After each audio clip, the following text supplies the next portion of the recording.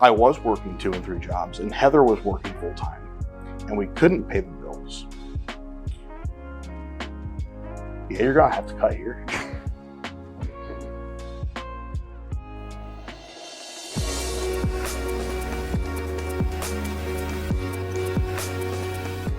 This channel is really about wealth mindset, and yet today I want to touch on something that affects the lives of millions of our neighbors, and maybe you don't even know it, and that is the cost of poverty.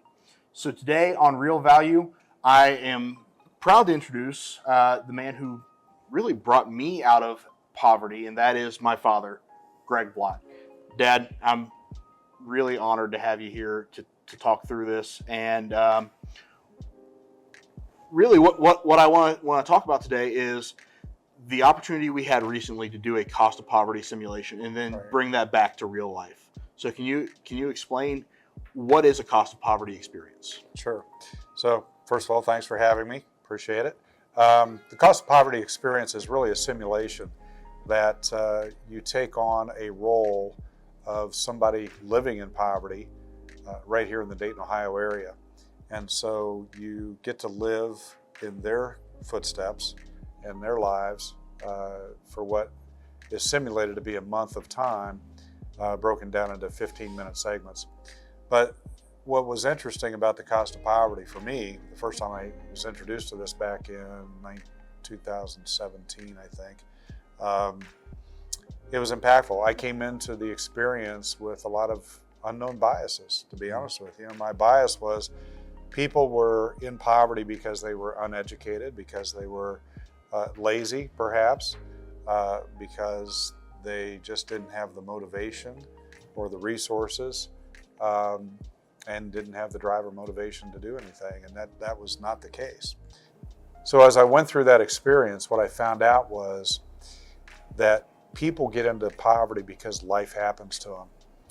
And the couple that I assumed their role, actually I assumed the role of the father in that situation. My wife had cancer. She ended up passing away. 8 weeks later, I lost my job. And so we had built this lifestyle around 2 incomes. And the next thing you know, we didn't have any income. And I had 2 teenage daughters, and both of them wanted to play basketball. I didn't even have the money for them to play basketball. And so once I went through that experience and understood that people get into poverty because of life situations, not because of laziness or uneducation, it changed my way of thinking quite a bit. But once we went through the simulation, I realized that the people that supposedly are out there to help actually hurt, right? Did you experience any of that? Absolutely, I did. The experience I had, ironically, it was the same scenario, which I didn't realize until you just said that. But it was confusing because you didn't know where to go, you didn't know where to turn. You're in this room that simulates a city, and you have resources at your disposal, but you don't know where to even start. So you end up wasting a ton of time going from place to place to place, and you only have 15 minutes to represent each week to do that. And because you're doubling back and getting wrong answers that you don't realize are because you're asking the wrong questions, because you don't know what questions to ask. Right. That as time goes on and you get further and further behind, and you realize, oh, I didn't go to the grocery store this week, so in the simulation, the family didn't eat. Oh, I didn't find a way to get unemployment, or the unemployment wasn't available because I didn't file it correctly. So I don't have cash to put in my car, so now I get to walk, which takes more time and energy. And it's every new week has a new setback and a new challenge, and out of that you realize it's not for lack of trying that so many people who are in a poverty situation end up there. It's quite the opposite. They're putting in probably more effort and trying to make do with what they have, and it becomes a fight for survival. Yeah, a lot of these people that we found out are working 2 and 3 jobs just to try to put food on the table, pay the utility bills, pay the rent. And the challenge with that is they also have to go get the help that they need to work their way out of poverty. But every time they go to another agency, uh, they're told that this agency doesn't help them with that. They have to go to a different agency. And then they go to the different agency and they're told, well, you can do that, but before you do that, you have to fill out this form. And by the way, when you fill out this form, you have to take that over to this other bureaucracy. And before you know it, your week's gone. And so you're trying to balance all of that, working 2 to 3 jobs, working 70, 80 hours a week. You're trying to take care of the kids. You're trying to get to the grocery. You have to stop and get gas if you have a car. There's all of these obstacles. And so what happens is, and I think you experience this a little bit, what happens is you start to lose a little bit of hope. Oh, absolutely. You lose hope. Yeah. Yeah. So you think it's not getting better. It's supposed to be getting better, and it's really not getting better. And so you get pulled into the system more and more and more. And the more you get pulled into the system, the less hope you have. And then all of a sudden you move into kind of a desperate situation, right? Absolutely. And I think the other thing that's important to take away is the people that were there simulating the helpers, they also get bogged down because people are coming to them asking for answers, and they either don't have the time because they're overloaded and overworked, or they don't know beyond what is in front of them on how to give an answer. So maybe in the beginning of the simulation, you start off with good intentions and you're kind and friendly and you want to help people. And by the end of it, it's just like, take your form, get in line, next. Well, what I found out as I was going through the simulation too is, my daughters, being a single dad, they had needs. I had to get them to school. I had to make sure that they had the food that they needed, which was a challenge. And you can't always do that. And I wasn't able to watch my children the way I should have been watching them. And so what happened was my one daughter, because she wanted to play basketball, I didn't have the money to play for them to play basketball. She was approached by a drug dealer. And the next thing I know, she's selling drugs on the street corner trying to make enough money to go play basketball because that's what she wanted to do. So because I wasn't able to give her the time and attention that she needed as a father, she turned to the streets, and the next thing you know, I get a phone call from the police and she's in jail. And now I've got to figure out where I'm going to get the bail money to bail her out of jail. Well, while I'm doing that, my other daughter's at school, but because I'm not paying attention to them as a father the way I should, guess what happens? Child Protective Services comes in and says, you're a bad dad, you've got one daughter in jail, and we're taking your other daughter into custody. So the level of emotions, even in a simulation, the level of emotion that happens in these 4 15-minute time periods, we went from starting out, I'm a smart guy, I've got this, I can figure this out, I can make this happen, to total frustration, total despair, angry at the system because the system is fighting against me instead of helping me. And I'll be honest with you, I wanted to hurt somebody when they took my daughter away. And this is a simulation, right? Yeah. So what happens to people in real life? At the end of the 4 15-minute segments, we did a wrap up, and guess what? We get to go home and live our lives again, okay? Right. But people in poverty, they don't. They don't get to live their life. They're living this 24 hours a day, 7 days a week, 365 days a year. There is no end in sight. And the people that are there supposedly to help end up hurting them more because they're caught up in the bureaucracy of the system. And so what did you experience as you were going through that? Well, honestly, I think what you just said really sums it up, but I think it also is a good segue into what I experienced prior to moving from fire and EMS into real estate, because I was supposed to be one of the helpers, and I was working 2 and 3 jobs, and Heather was working full time, and we couldn't pay the bills. Yeah, you're gonna have to cut here. So I think that's a good segue into what it is that I really experienced, because when I was doing fire and EMS, I was supposed to be one of those helpers, and that took me down a path of depression and anger. And on top of it, when I was doing that, we were in poverty. Heather was working a full-time job making $27,000 gross. I was working 2 or 3 jobs, going to school full-time. And we could barely afford daycare to even go and work our jobs for the kids because it's so expensive. But we made too much to even get help to go and do our jobs. Mm-hmm. So it's this constant runaround, and the assistance we did get, I think I told you the story the other day.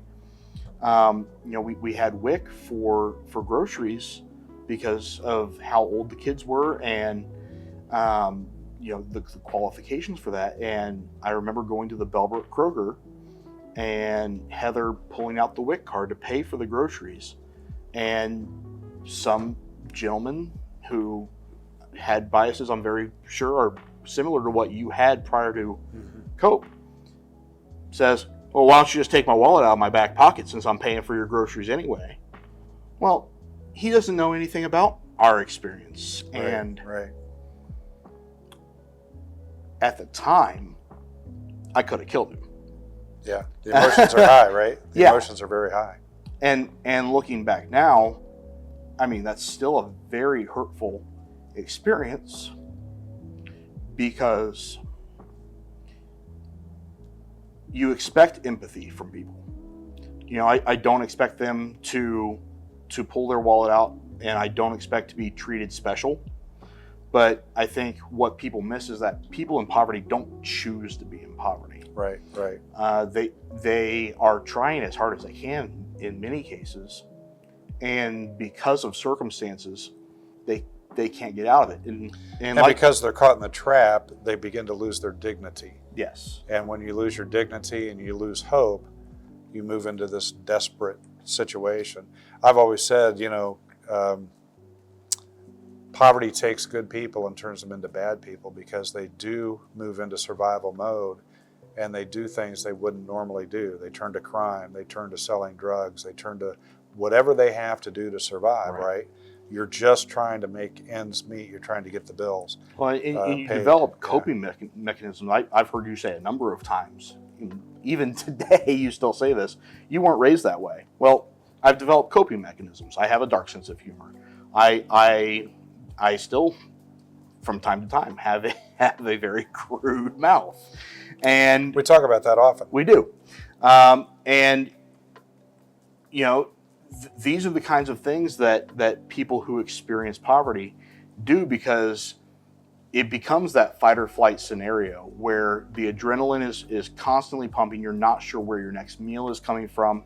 You're not sure how you're going to keep a roof over your head. And for us, it was not just our head, because, we've got parents that live in the area. It's, what do we do with the kids?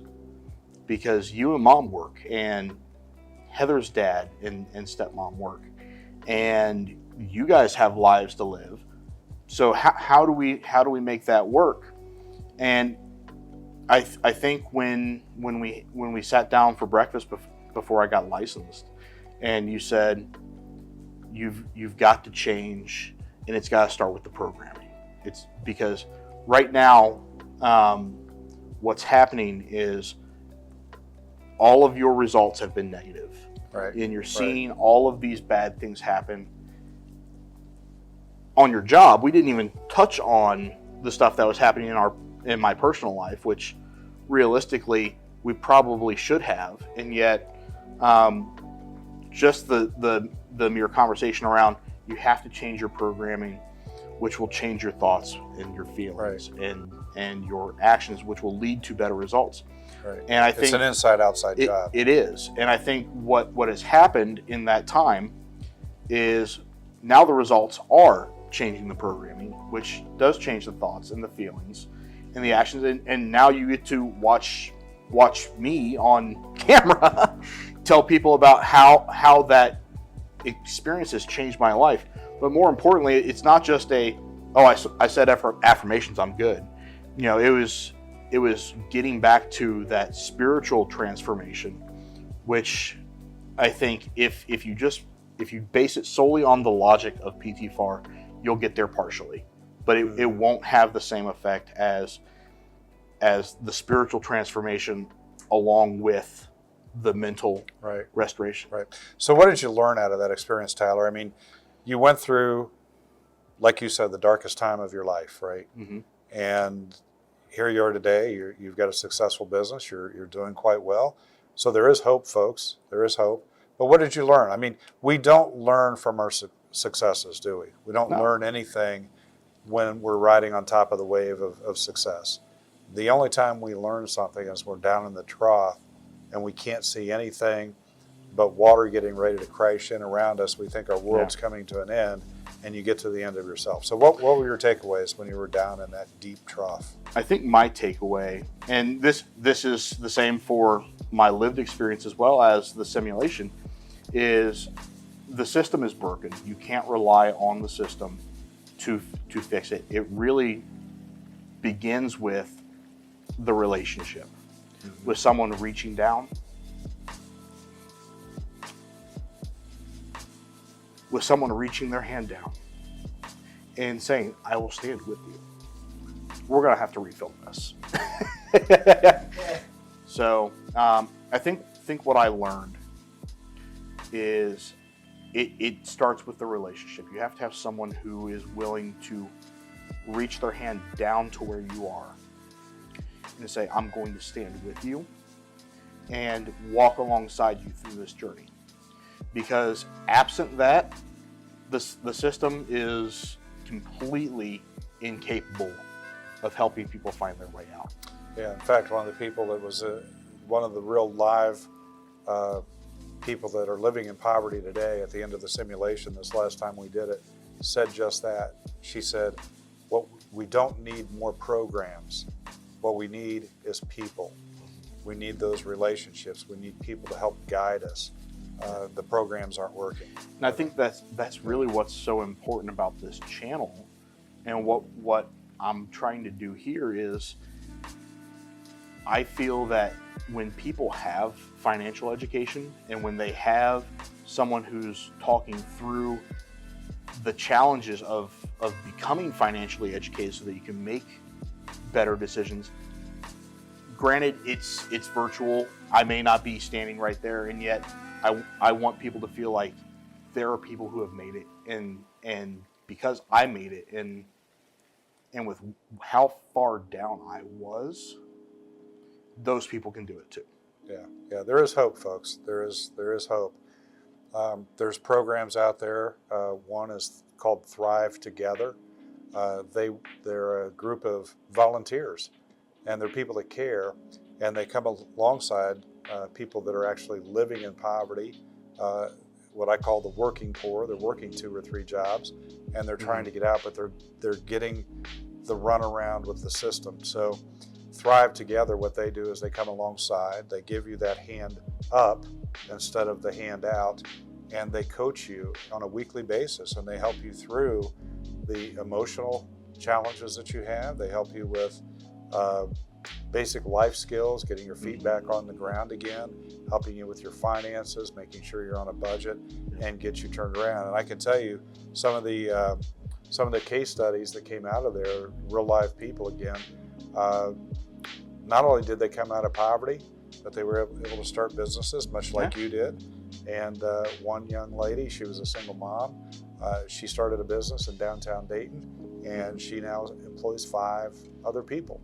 So when people come alongside people, and as you said, Tyler, building the relationships and people that care, there is a way out. Yeah. And so I think that's the takeaway for today, is that if you're in that situation, don't lose hope. Tap into somebody like Thrive Together, and they can help you out. Yeah. I think that really covers a broad spectrum of things. And again, if this is something that you struggle with, if this is something that you need support on, please reach out in the comments. We want to be there for you. And we can connect you with resources. Exactly. Right? we're not going to be the resource, but we have resources that we can connect you with to help you. Right. So, Dad, thanks for being on the show today. My pleasure. And thank you for watching. This has been Real Value with the Blatt Group. If you liked what you saw, please remember to like, comment, and subscribe. And we'll see you next time.